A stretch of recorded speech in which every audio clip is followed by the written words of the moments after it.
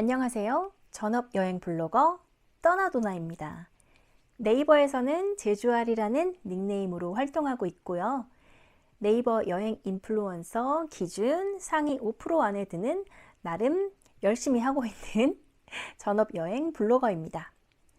오늘은 지난번에 말씀드렸던 것과 같이 이 네이버 여행 분야 블로그 1방문자 1,000명을 안정적으로 확보하는 방법에 대해서 함께 함께는 아니구나. 이야기를 해볼까 합니다.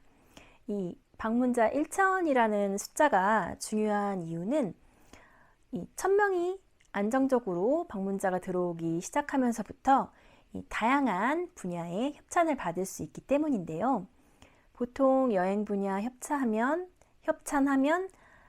여행하면서 필요한 모든 것들을 이야기하죠. 숙소, 맛집, 카페, 그리고 액티비티, 그리고 원고료까지.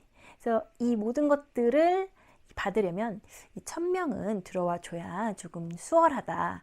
그리고 또 이 1방문자 1,000명이 돼야 내가 직업으로서 여행 블로거다 라고 이야기하기가 조금 민망하지 않다.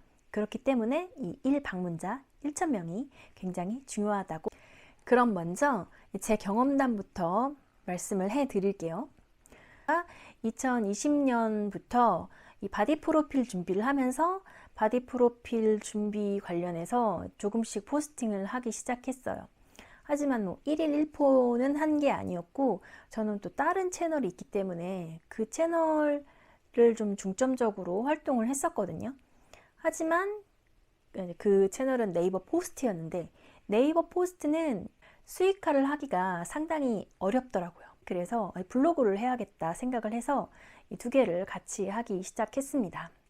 2021년부터는 코로나가 조금씩 완화가 되면서 본격적으로 2021년 후반부터 제주여행 컨텐츠들을 올리고는 있었는데 방문자 수가 그렇게 많지 않았어요. 많아봤자 100명을 넘었고 보통 뭐 90명대를 유지를 했었던 것 같아요. 그러다가 한번 빵 터지는 일이 있었는데, 그때가 바로 2022년 4월 이 태안 안면도에 있었던 세계 꽃 박람회였습니다. 그때 사실 숙소 인스타로 숙소 협찬을 받아서 그 숙소를 촬영하러 충남 태안이죠. 안면도를 방문을 했는데, 숙소에서 체크아웃을 하고 집에 가기 전에 주변에 뭐 볼거리가 없나 보다가 마침 그 꽃축제 개막일이었던 거예요. 그래서 들어가서 사진을 찍고, 사진도 많이 안 찍었던 것 같아요. 너무 뭔가 분위기가 제 스타일도 아니고 사람도 별로 없고, 그래서 뭐 꽃도 많이 이렇게 예쁘게 피지 않고 개막일이니까, 그래서 대충 몇 개 찍어가지고 왔습니다. 그날 저녁에 그래도 또 안 올리면 서운하니까 그날 찍었던 사진과 영상도 하나 정도 찍었던 것 같아요. 그것을 이제 포스팅을 했는데 그게 팡 뜬 거예요. 그래서 그때 1,000을 처음 넘겼던 것 같습니다. 한 이틀, 3일 정도 그 포스팅이 상위 노출이 되면서 1,000명이 조금씩 넘었던 것 같아요. 그리고 이제 축제를 방문하신 다른 이제 상위 블로거 분들이 글을 쓰시니까 그 이후에는 이제 방문자 수가 또 많이 줄더라고요. 근데 그렇게 한번 1,000명을 넘어 보니까 뭔가 좀 자신감도 생기고 나도 하면 되겠구나 라는 생각을 하게 되어서 더 열심히 블로그 활동을 했던 것 같습니다. 그 이후에도 이제 한번 재미를 봤기 때문에 이 축제가 있으면은 방문을 해서 소식을 알리고 포스팅을 했는데, 그 안면도 축제만큼은 많이 뜨지를 못했어요. 안면도 축제 제 포스팅이 1방문자 1,000이 될 수 있는 발판이 되었던 이유를 제가 분석을 해봤는데, 인기 있는 계절 축제였다. 튤립 축제였기 때문에, 이 봄꽃이잖아요. 그래서 튤립 축제 사람들이 관심이 많습니다. 그리고 개막일 당일에 방문을 했죠. 보통 사람들이 이 축제 시작 전에 알림글보다는 개막식 날 가서 직접 사진 찍어온 사람들의 소식을 알고 싶어 하잖아요.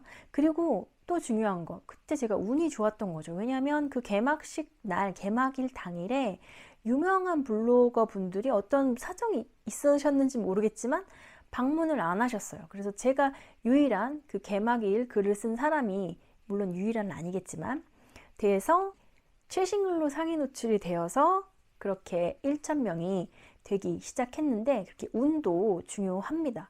만약에 내가 열심히 써서 올렸는데 나보다 이 상위 블로거 분들이 오셔서 다 올려버리시면 의미가 없는 게 되잖아요. 그래서 운도 상당히 중요한데, 그 운을 맞추기 위해서 이 블로그 이 초반에는 이런 지역 축제들에 자주 방문하시는 것이 중요합니다.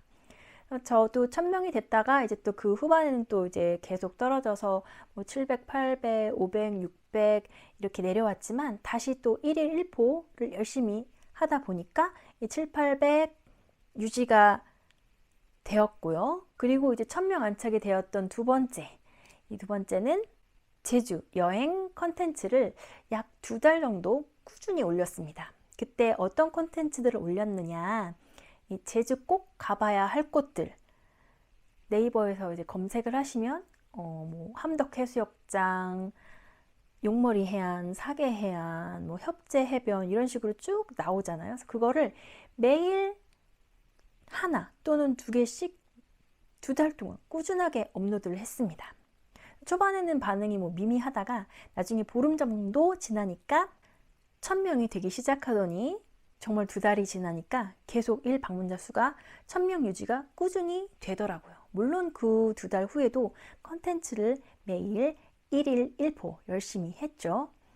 그리고 나서 2,000, 3,000, 지금 뭐 5,000, 6,000이 될 때까지는 시간이 조금 필요했죠. 그 후로부터 2년이라는 시간이 흘렀으니까요.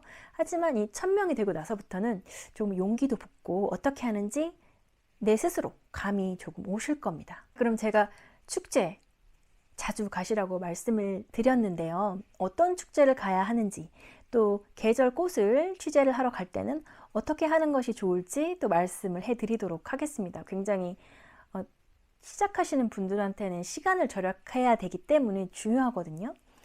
일단 이제 크게 2가지 방문을 해야 된다고 생각을 하시면 되겠습니다. 이때 뭐 맛집이나 카페도 중요하지만 이런 것들은 이제 부가적인 부분이라고 생각을 하시고, 약간 명소, 이 계절 꽃에 집중을 해주시면 좋을 것 같습니다.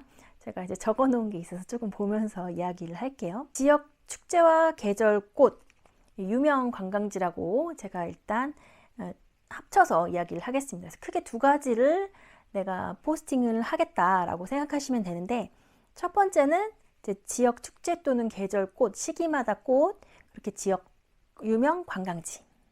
그리고 2번째는 이 동네 명소를 생각을 해주시면 되겠습니다.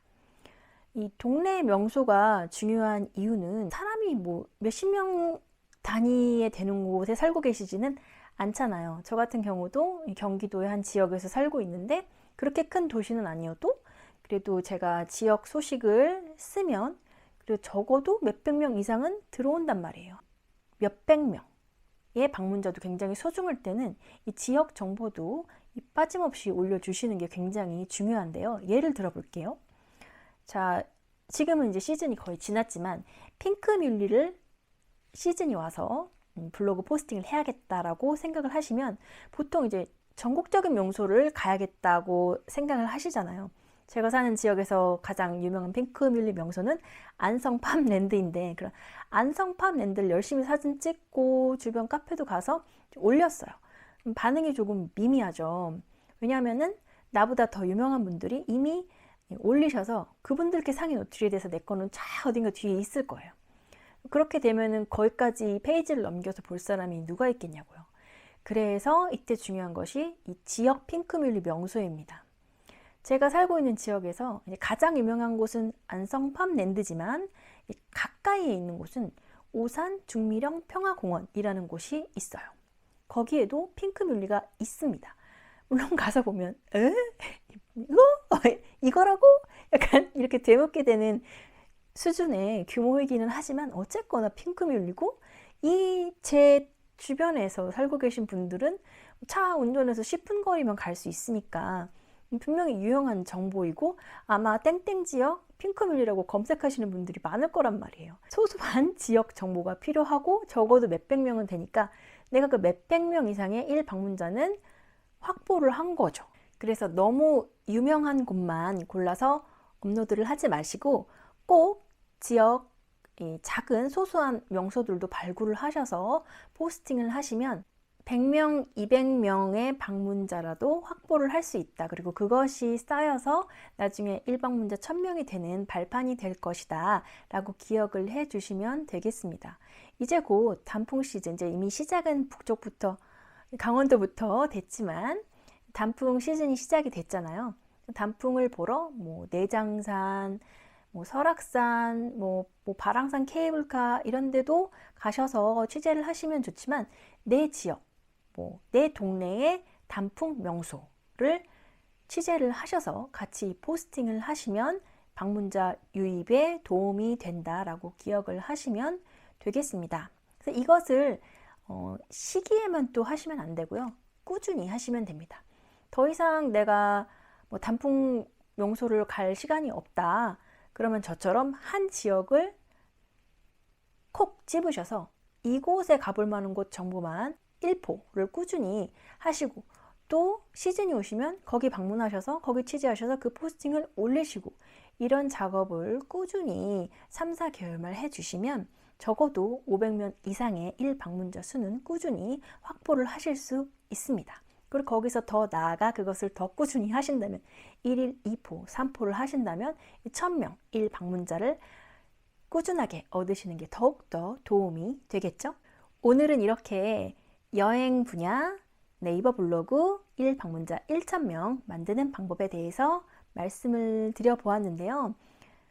꾸준함과 어느 정도의 시간이 꼭 필요한 작업입니다. 그래서 중간에 너무 절망하고 포기하지 마시고 가끔씩 클립도 올리셔서 클립봉도 받으시고 즐거운 마음으로 블로그 활동을 유지해 나가셨으면 좋겠습니다. 그럼 여러분 전 또 다음 시간의 주제는 아직 정하지 못했는데요. 혹시 질문이 있으신 분은 댓글로 남겨주시면 제가 그 질문에 답을 해서 참고하여 영상을 만들어 보도록 하겠습니다. 그럼 여러분 남은 주말 즐겁게 보내시고 저는 또 다음 영상에서 찾아뵐게요. 가시기 전에 구독, 좋아요 부탁드릴게요. 그럼 여러분 다음에 또 만나요.